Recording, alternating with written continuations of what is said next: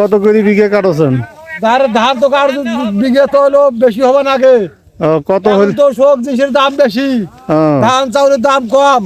1400 টাকা মন না করে 2000 টাকা। আহ, আলু বাগন আখালি তেল সাবান হলে দাম বাড়ছে, সরকার চোখে দেখে না। আসসালামু আলাইকুম বন্ধুরা, কেমন আছেন? আশা করি সবাই ভালো আছেন।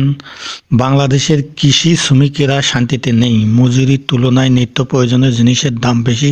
তাই তো বন্ধুরা, এই সম্পর্কে আজকে প্রতিবেদনে থাকছে আমি Mohammad Naibel BD blog YouTube channel এবং ফেসবুক পেজে। তো এই জন্য উপরোক্ত আলোচনাটি সাক্ষাৎকার সহ পুরা ভিডিও দেখতে ভিডিও স্কিপ না করে পুরা ভিডিওটি কন্টিনিউ করুন এবং চ্যানেলটি সাবস্ক্রাইব করে অল নোটিফিকেশনে ক্লিক করুন।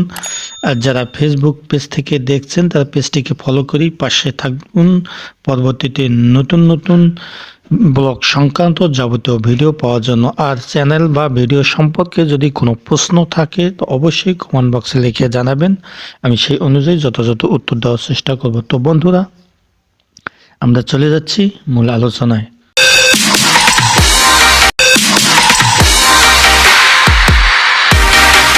তো বন্ধুরা, আমরা চলে আসলাম মূল ভিডিওতে। বর্তমান বাংলাদেশে নিত্য প্রয়োজনীয় দ্রব্যের দাম খুবই বেশি, যা কৃষক, শ্রমিক, সাধারণ মানুষ এমনকি চাকুরির লোকজন সহ সবার সহ্যের বাহিরে চলে গেছে।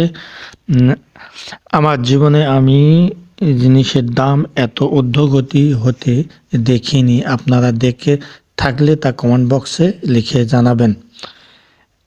যে কোনো জিনিসের দাম ৫-৭ টাকা বেড়ে যাওয়া স্বাভাবিক, কিন্তু কোনো জিনিসের দাম ২ থেকে ৩ গুণ বাড়া নজির জীবনে দেখিনি।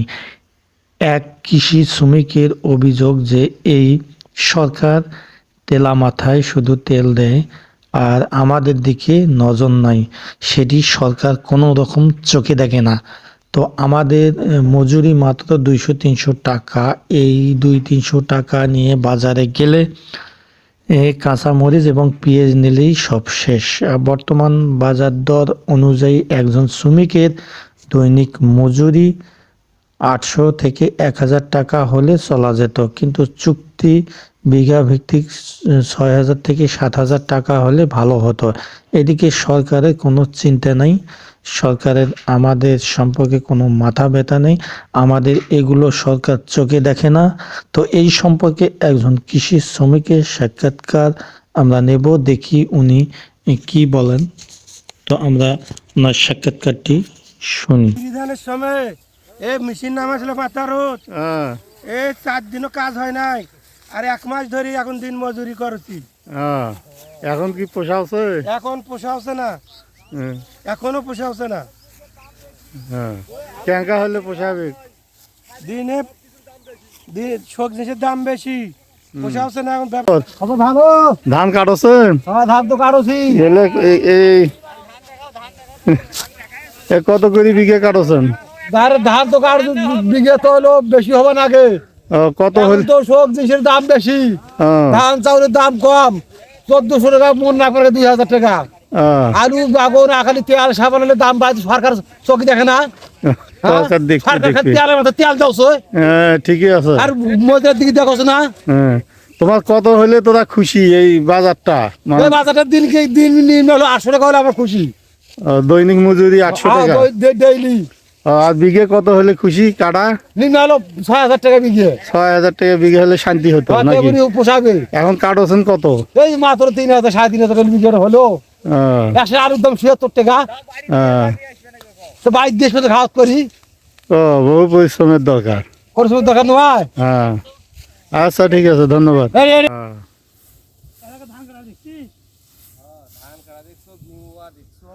ও,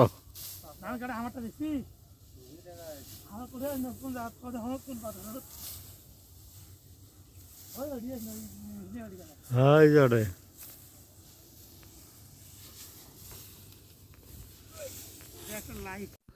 তো বন্ধুরা, দেখলেন তো ভিডিওটি ভালো লাগলে অবশ্যই একটা লাইক দেবেন এবং বন্ধু বান্ধবদের মধ্যে শেয়ার করতে ভুলবেন না।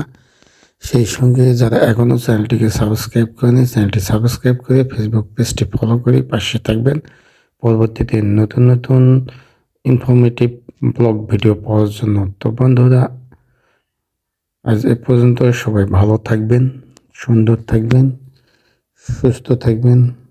আল্লাহ হাফেজ।